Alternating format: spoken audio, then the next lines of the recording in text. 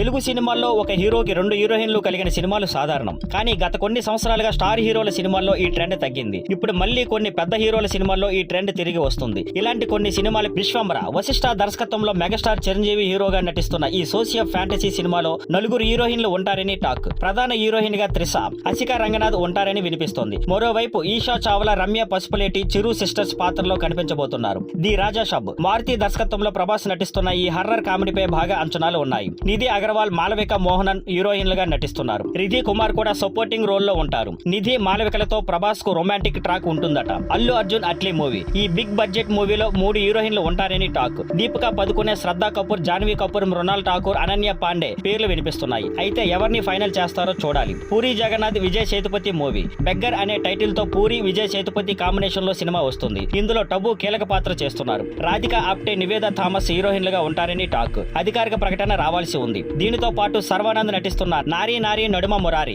సంయుక్త సాక్షి వైద్య, భోగి, అనుపమ పరమేశ్వరన్, డింపుల్ హయాతి, శ్రీ విష్ణు సింగిల్, ఇవానా కేతిక శర్మ, నిఖిల్ స్వయంభూ, సంయుక్త నభా నటేష్ సినిమాల్లో కూడా 2 హీరోయిన్లు ఉంటారు.